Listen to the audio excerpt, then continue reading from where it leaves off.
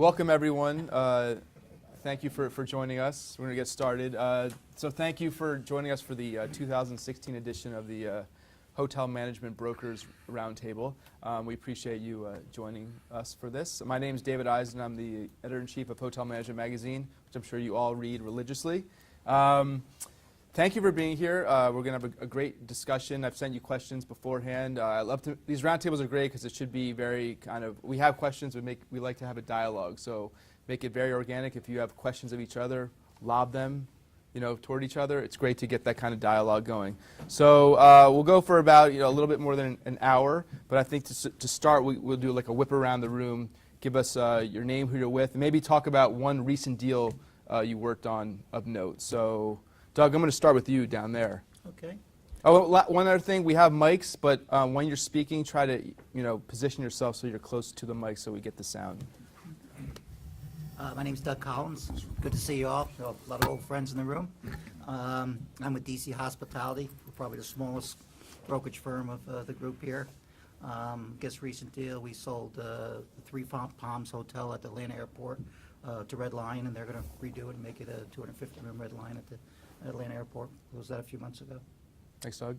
Steve? My name's Steve Kirby. I'm with Mumford Company, and I guess the most interesting deal I've done recently was a riverfront deal in Cincinnati, Newport, Kentucky area. It was Comfort Suites, and it was an off-market deal. Took it to one buyer, closed it in about 60 days. Mr. Hi, Cahill. Mike Cahill, CEO and founder of HREC. Probably the most notable deal would be a Hampton Inn 3-pack and a parking garage in downtown New Orleans, sold to Blackstone for about $122 million. I'm Jay Morrow with Hodges Ward Elliott. Most notable deal I think that we've transacted on of late would be the DoubleTree Guest Suites in Times Square. Mm-hmm. I haven't bought anything lately, so I'll pass it over to Would you like to? No, how much are you selling it for? That all depends. My name is Pete Nichols. I'm the National Director of the Hospitality Group at Marcus & Millichap. And probably the most notable deal, we just closed the Hampton Inn Suites in downtown Nashville for $58 million. Good deal. My name is Keith Thompson. I'm with Hotel AG. We're based here in Atlanta. We haven't done anything of that we're really proud of lately, but we did close one at San Francisco Airport yesterday, which was pretty nice. It was about a 300-room hotel, and it closed yesterday. I'm Herb Warmbrodt with Warmbrodt Hotel Investments, and I think, Doug, we may be smaller than you. So anyway, we're How a small. tall are you? I'm about 5'8". Okay. We're a small boutique firm with offices in Kansas City and Chicago. Probably, our favorite deal right now that we closed probably 60 days ago, we actually did with our friend Anthony Failer at 10X. It was a 3-pack of Holiday Inns in Billings and Cheyenne and Fresno. And we got very good execution, and that's it. I'm Brant Niehaus with Huff Niehaus and Associates, part of Hotel Brokers International. Probably the most notable one is a 150-room Clarion in Lexington, Kentucky. Good afternoon, everybody. I'm Anthony Failer, Managing Director of 10X, formerly Auction.com. Most notable deals, Herb had mentioned we had a great partnership with representing Prakashani companies. It was a tremendous deal, but most notable deal last year, we closed 117 of them, was probably the Atlanta portfolio, where we executed on 5 hotels worth about $87 million. And you had a great brokerage partner on that. We did. We had a great brokerage partner at HREC. Thank you. And we were buyer brokers on your Nashville deal. That's right. So just to have the record there. Very good. Well, thank you all again for joining us. I will ask the first question. So we're here in Atlanta. Some would argue inching closer to that apex of the cycle.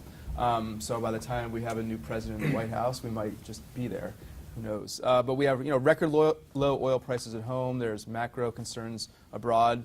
So kind of looking at like a balance sheet, where do we sit right now in the hospitality industry, and kind of placing it within what I call this crucible of fluidity, so to speak. Who wants to lead it off?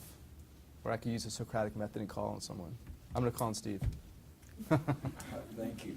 I think where we're at right now, you're right, there's a lot of fluidity going on, but the oil prices are benefiting the consumer right now, and so there's a lot of travel that's been initiated because of that. However, the oil prices have got the downside. It's certainly impacted the stock market, and the REITs are not necessarily impacted by what their properties have done, but by what's going on with the overall economics of the situation. And so the oil prices have definitely hurt that side of it. Plus, a big portion of the country that's an oil producing area. That having been said, we see stability into 17, barring any worldwide circumstances, and profitability at the hotels will continue to increase.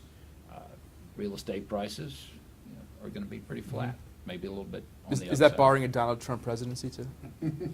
I'm not going to weigh in on that. but- That's later. I have a question about that You later. haven't said make hotels great again? Well, I was speaking to someone today, and I said, "Isn't Donald Trump a hotelier?" But apparently, he's just a name. I think I don't know what his. Anyone else want to give light to what they think the industry looks like right now and through 16? Yeah, I'd like to take a shot. I'll use an example of yesterday. I came here from doing a pitch in San Antonio to a major institutional hotel seller who's highly knowledgeable of a first-class full-service Hilton hotel. And the interesting part about when you're there and they've sold a lot and they bought a lot, really the questions they have are, for instance, are hotel prices for 2015 still applicable for a hotel transaction that will close in July of this year, of 2016? Breaking it down is that are buyers now getting more conservative in their underwriting, that their DCFs now are going to start showing a recession or flattening? What would the impact on the pricing? What is the impact of the change in CMBS debt?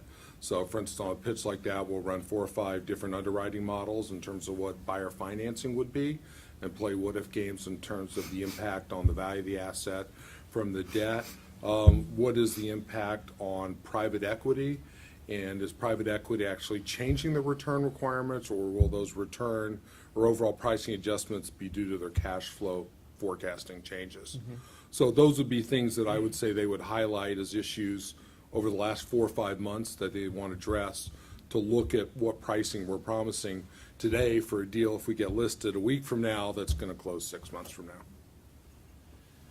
I'll dive in as well. I was talking to a group last week about a portfolio, and the guy says, well, also now or later. And I, further into the conversation, I said, well, I really don't think your decision is that. I think your decision is, do I sell now or in 6 years from now? I think you maybe combined the first couple of questions of where we're at in the cycle.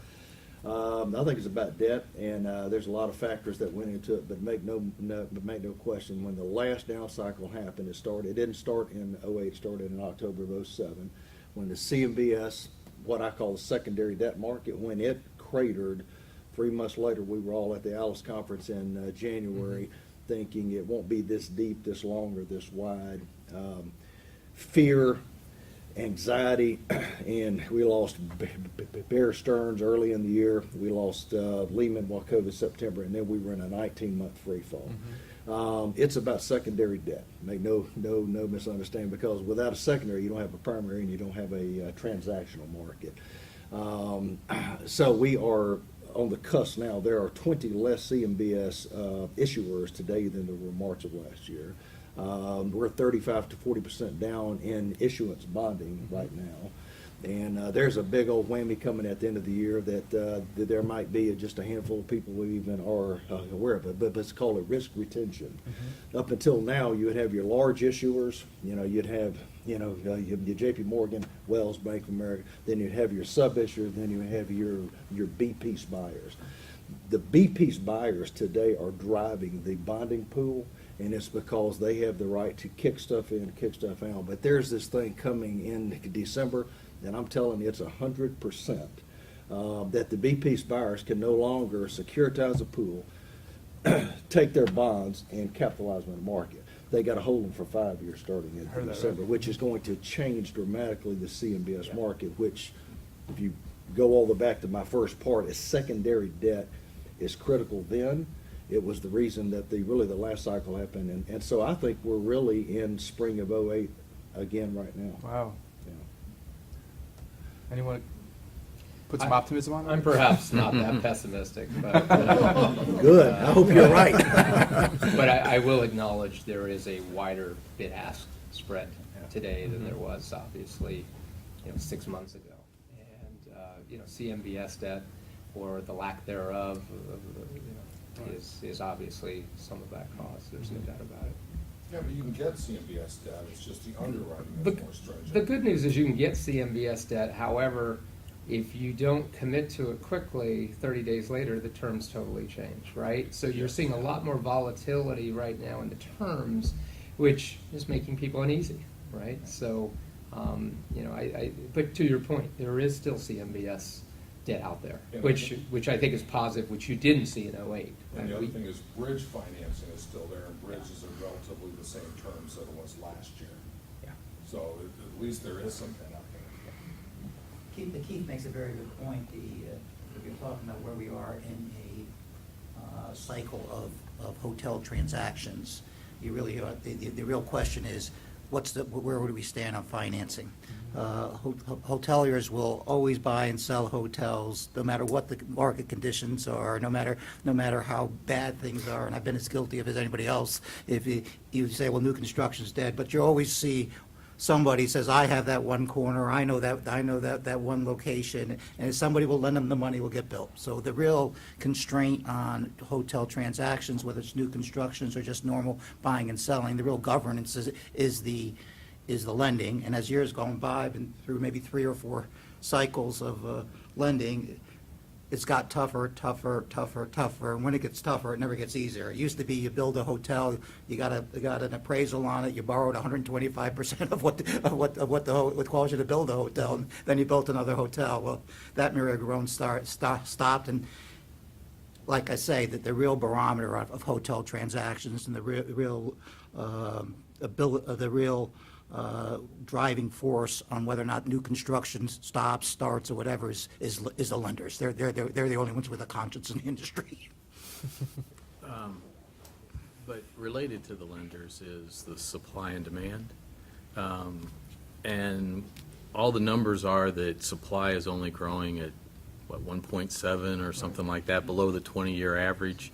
And yet what I perceive is that's just sort of a gloss over of the whole supply, because most of that supply growth is in the metro areas. Right. And when they being the STR and PKFs of the world, start drilling down to that when we get the lodging conference in the fall, it's going to be, well, in those markets, it's a 3.5% growth. And all of a sudden, we got too much supply. Right. And what's going to happen is those lenders are going to go, oh, I'm nervous about that. And that overall glossing that supply wasn't bad will all of a sudden become focused on those major markets. And the secondary and tertiary markets may be okay, but because Wall Street looks at those top 50 markets, right, they're going to go, let's back off, and it'll compound what you just described with CMBS. Yeah, that's exactly right, Brad. I mean, if you take, worst case, hope I'm wrong, but let's say there's 3,000 hotels in the next 18 months that end up being, let's call them workouts. It's stuff that's either in special, going into special, or bank, debts come to term. But what a lot of people just miss is that if you take 3,000, and that may be a big number, and God knows, I hope it is, but you take 150 in California, you take 80 in Texas, you take 50 in Georgia, and you start geographically, and it's going to spook the secondary debt market. Even though the Holiday Inn that's coming out of the system has no effect on the value of the Hilton Garden Inn that's across the street from them, it's the very fact that in every state there is this stuff. So I think your point is exactly right. It's what the perception of the debt market is going to be as a whole. Yeah, I think you're right. And that can turn on a dime. Mm-hmm. And I have to tend to agree, that I think people need to be cautious. Mm-hmm. And I'd like to be more optimistic, but, you go through 4 down cycles, you kind of start suspecting when there's issues. And even more so now, our economy is so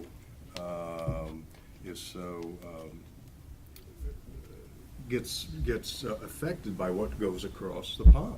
It can either be in the European Union, or it can be in China, or it can be, anywhere where, we can have an impact that's adverse, in the global economy. That can really flip people's mind to the total negative. So events that happen outside North America, they do affect your business. They have a big impact. I think on a micro basis, absolutely. As far as the BPs, the banks, whatever. I mean, look at the national banks now. The big players have new rules that are coming into effect. That is going to change. Now, I'm not saying gloom and doom, but I do think that owners have to be cautious. I do, and it's a good comment Keith said about the person he was meeting with. You want to sell now, or you want to sell, or should I wait till next year? Yeah, I'm kind of the frame of mind that even though the metrics look good, I think people should be, if you want to sell, probably go ahead and get it sold. I just spoke with the top, CIO, one of the top management companies, and he was saying people who bought in 11, 12, that they're looking to sell now, like you were just saying. So why is that now? Do you agree? Well, Is that here? I think we need to back up a little bit and look at the reason you bought in the first place. You had a plan, you had a strategy when you first bought the hotel. What was that strategy? Hold it for 5 years and then sell it. If you bought it in 11 or 10, you either sold it last year, you're selling it this year. You bought it in 12, you're selling it in 17. Stick to your plan. That's really important, because too often we get too spooked by, oh, I heard somebody said this, I heard somebody said that, and the whispers and the back and forths, and now you're trying to time the market. And the minute you start doing that, you're going to get yourself in trouble. And you want to be prepared. You look at what Warren Buffett says about, he's buying when everybody else is selling. Think about that.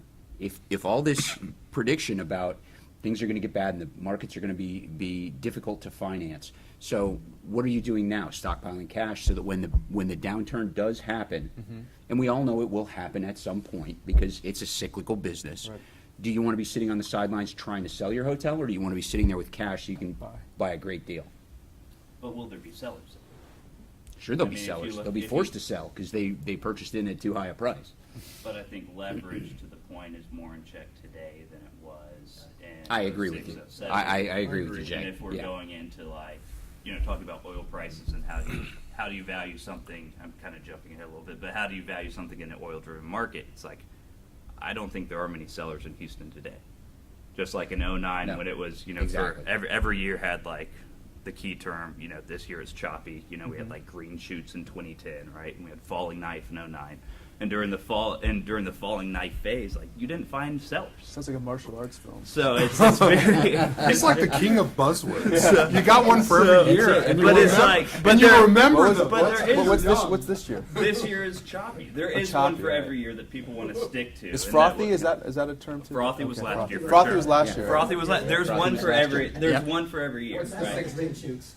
He says choppy. Choppy so far has been people Yep. just went, oh, it's so choppy out there, and it is. It's choppy in the debt markets. But I think if you're sitting there and you're going, can I buy at a slight discount today?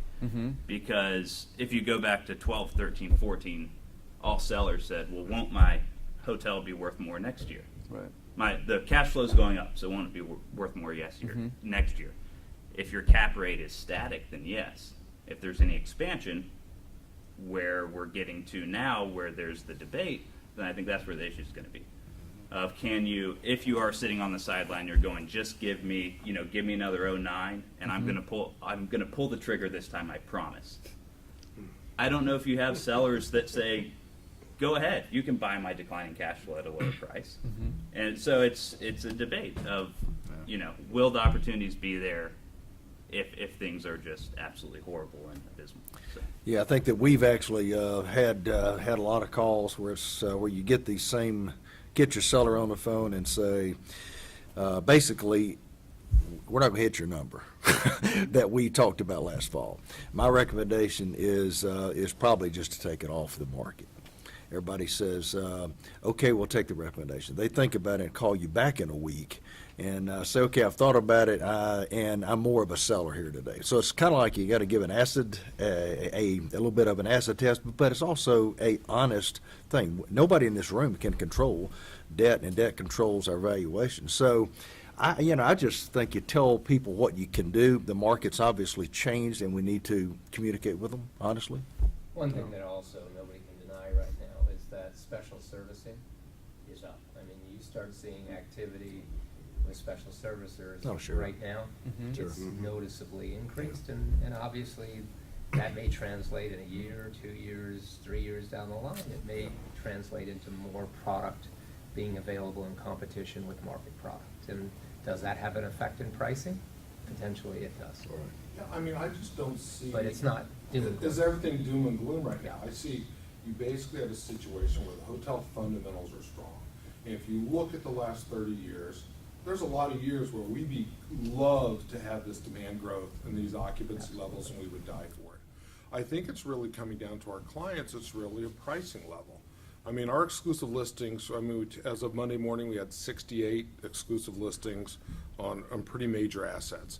And right now, our analysts are going nuts because we have almost 30 broker opinion of values that need to be processed. And I think what's going through the natural part of the process is there are buyers, and there is equity. Debt is changing, which is the sellers are right to ask, okay, with the debt markets changing, how does that affect my pricing? And our answer is it's going to affect pricing, but we can still get debt, which is good. And the question is there a bid and ask spread developing? And part of the issue is that when we do go, as Keith mentioned, we go to our clients and we say to them, here's where we think the market is going to speak. They need to make that decision. Do they hold? And it's not, you'll never be able to sell it. It's, I can pretty much say, this is probably the best pricing you'll get for the next 3-4 years. We can always sell it for you, but this is probably your better pricing. Do you want to hold on to it, or do you not want to hold on to it? And then waiting for them to make a decision about that. But overall, I'm still pretty positive. I mean, the buyer reaction that we're getting, the number of tours, the number of offers we're getting. I'm a little shocked because some of the coupon clippers, which are yield buys, that's getting a little bit tougher. And then some of the ones where I was worried about, then all of a sudden 4 or 5 buyers are popping up. So it's a little bit, I'm not sure what the market is liking right now. But the good part, I still think it's an active market, which is good for brokers. My biggest hope is one of the economists I looked at said, if you really look at our economic recovery, it was relatively anemic compared to other recoveries, and it was slow. And he thinks the corresponding downturn would be also a downturn, but soft. Because, from my perspective, 2009 and 2010 were horrible. I mean, literally, at HREC, no partners took distributions for 2 years to keep the company alive and to grow. I don't know if I have that in me at this age now to go through it, to be honest with you. But if the volume of transactions goes down 30%, and maybe my close ratio drops 10, 20 percentage points, people can still make a living. It's not going to be 2009, 2010. So I want to be a little positive. Well, someone just standing outside, I write about these things, but I know obviously the debt markets fell off the cliff during the recession, what have you. But I had thought within that, afterwards, it was kind of back. It was easier to get financing debt. But you're saying, has that changed a lot in the past 2 years? I know even at, say, Alice or NYU 2 years ago, everything was sounding so, is frothy the word? I don't know, but it sounded much better than it. At least for us, it's really the CMBS portion of it that we're evaluating. That, like on another deal we're looking at, we said, the potential for the buyer today versus last year to pay 100 bips more in interest rates, which will affect the deal. Some of the nuances for our mortgage capital group is that all of a sudden these guys are now asking for 3 years of trailing 12 numbers, which they're going to average. So if you got that hotel that went from 2 to 2.5 to 3, and it's got a budget of 3.5, they're going to loan on. So it's just that it's not like it's going away. It's just like, okay, it's getting tighter and more expensive. then the sellers are like, well, what does that mean for money in my pocket? I And think that's to what your we're trying to point translate. on the higher yielding deals is those are so focused on cash returns. Yes. Versus your bridge loan, if you lever up, if you fix it, you're more focused on the residual value. Right. So if you're getting hit on just your cash on cash, that's where it's getting more difficult on those higher yield loans. Yeah, So- we've actually, just like, a great Hyde house, 3 years old, flowing a bunch of cash, and now all of a sudden the brokers are coming back, say, hey, we thought it was an 8 cap. It's kind of a 9 cap now. That's what we're struggling with, and it's bad for me because, my close ratio goes down, and it affects the house as much as the brokers. And you guys, both you, Jay and Mike, are more in that institutional space than we are at Marcus. We're more the private client size deals, so we're sub $10 million deal average. And so for us, financing is more the local banks than it is going to the bigger CMBS and institutional players. So it's a little bit different for me when I look at the market and look at the fundamentals and say, geez, we got pretty low interest rates, not at the bottom, but we're still doing well. We can still get financing. It's a deal size that is a 1 or 2 family members that are jumping in together, or 3 or 4 even, and saying, hey, we'll each throw $250,000 at it, and we got $1 million of equity to put into the deal. And they go to their local bank that they've been banking with for the last 25 years, and they get a loan, and we get the deal done. And so it's a little different than, so I'm more positive, I think, than some of the more So institutional it's different plays. locals sometimes. So Exactly. since I have you, just for my, in the below under $10 million, do you see a bid-ask spread developing, or do you not see that? Yes and no. In certain markets we do. We see a little bit of that coming on, but not in other markets. So yes, I don't mean to be vague about my answer, but it just really depends on the market and the asset. I like it. It's positive. It's So, hope. yeah, I like that. you know, Keep hope alive. No, about explaining to your client, okay, your fundamentals are great. Your NOI is up, you put money back in the property, but you're telling me it's worth less because potential debt 6 months down the road may not be there. And that's really hard pill to swallow on the sub $10 million deal. So, and back to what Anthony brought up, the stuff that not getting financed, there's a lot of maturation coming up towards the end of this year. And, if the CMBS debt goes away, that may be hitting the market at the same time. So that's going to have a little bit of depression on pricing. But I'm still with you. Local banks are flush with cash right now. The economy's good. They're putting it out. They need to put it out on the street.